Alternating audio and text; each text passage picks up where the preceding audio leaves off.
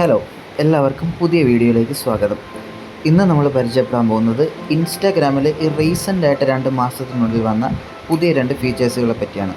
First feature നിങ്ങൾ കണ്ടിട്ടുണ്ടാവും, ശ്രദ്ധിച്ചിട്ടുണ്ടാവും. അതായത് നമ്മുടെ റീൽസ് ടാബിൽ പണ്ട് റീൽസ് എന്ന് പറഞ്ഞൊരു ഓപ്ഷൻ ഏറ്റവും മുകളിൽ ഉണ്ടായിരുന്നുള്ളൂ. അതിൻ്റെ തൊട്ടുപുറത്തായിട്ട് ഫ്രണ്ട്സ് എന്ന് പറഞ്ഞ പുതിയൊരു ഓപ്ഷനും കൂടെ വന്നിട്ടുണ്ട്. ഇവിടെ നമ്മുടെ ഫ്രണ്ട്സ് ലൈക്ക് ചെയ്തതോ അല്ലെങ്കിൽ കമൻറ്റ് ചെയ്തത് ഷെയർ ചെയ്തതായിട്ടുള്ള പോസ്റ്റുകളായിരിക്കും നമുക്കിവിടെ വരുന്നത്. ഈ കാണുന്ന പോസ്റ്റുകളെല്ലാം എൻ്റെ ഫ്രണ്ട്സ് ഒന്നെങ്കിൽ ലൈക്ക് ചെയ്തതോ ഷെയർ ചെയ്തതോ അങ്ങനെയുള്ള റീൽസുകളായിരിക്കും ഈ ഒരു പേജിൽ വരുന്നത്. ഇതാണ് ഫസ്റ്റ് ഫീച്ചർ.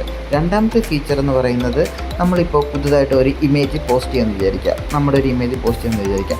ആ ഇമേജ് നമുക്ക് AI ടൂൾ ഉപയോഗിച്ചിട്ട് അതിൽ മാറ്റം വരുത്താൻ പറ്റും.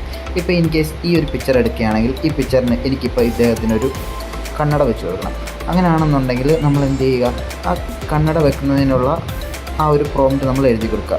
ഞാനിവിടെ give a spec to him in his face എന്ന് എഴുതി കൊടുക്കുകയാണ്.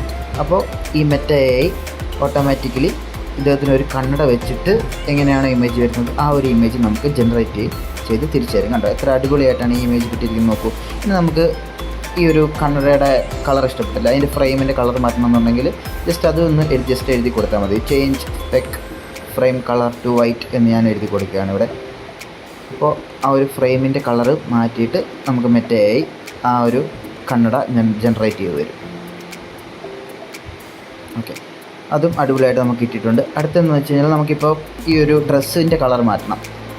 ഞാനിപ്പോൾ ഇവിടെ ഒരു വൈറ്റ് ഡ്രസ്സാക്കിയിട്ട് മാറ്റാൻ പോവാണ്. അപ്പോൾ അതിനുള്ള പ്രോംപ്റ്റ് എഴുതി കൊടുക്കുകയാണ്. Change dress colour to white എന്ന് എടുത്തിട്ട് ഓക്കെ കൊടുത്തു കഴിഞ്ഞാൽ ആ ടീഷർട്ടിൻ്റെ കളർ മാറിയിട്ട് വൈറ്റായിട്ട് നമുക്ക് റിസൾട്ട് കിട്ടും.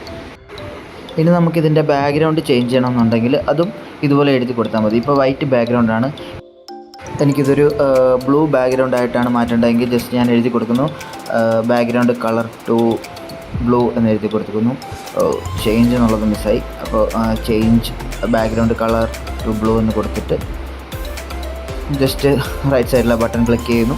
അപ്പോൾ നമുക്ക് ബ്ലൂ ബാക്ക്ഗ്രൗണ്ട് വെച്ചിട്ടുള്ള ആ ഇമേജ് നമുക്ക് കിട്ടും. നേരത്തെ ഇമേജ് വെച്ച് നോക്കുമ്പോൾ കണ്ടോ എത്രത്തോളം മാറ്റമാണ് നമുക്കിതിൽ വരുത്താൻ പറ്റിയെന്ന് നോക്കൂ. ഇതുപോലെ നിങ്ങൾക്ക് ഈ ഇമേജിൽ എന്താണ് നിങ്ങളുടെ ഐഡിയ അനുസരിച്ചിട്ട് ഇങ്ങനെ ജസ്റ്റ് എഴുതി കൊടുത്താൽ മാത്രം മതി. അതനുസരിച്ചിട്ടുള്ള റിസൾട്ട് നമുക്ക് അടിപൊളിയായിട്ട് നമുക്ക് കിട്ടും. അപ്പോൾ എല്ലാവരും ഈ 2 ഫീച്ചേഴ്സ് യൂസ്ഫുള്ളായ രീതിയിൽ ഉപയോഗിക്കാൻ ശ്രമിക്കുക. ഈ വീഡിയോ ഇഷ്ടപ്പെട്ടെന്ന് കരുതുന്നു. ഇതുപോലുള്ള പുതിയ ട്രിക്കുകളും പുതിയ ട്രെൻഡിങ് ആയിട്ടുള്ള വീഡിയോകളും കാണുന്നതിന് വേണ്ടിയിട്ട് ചാനൽ സബ്സ്ക്രൈബ് ചെയ്യുക. Thank you for watching.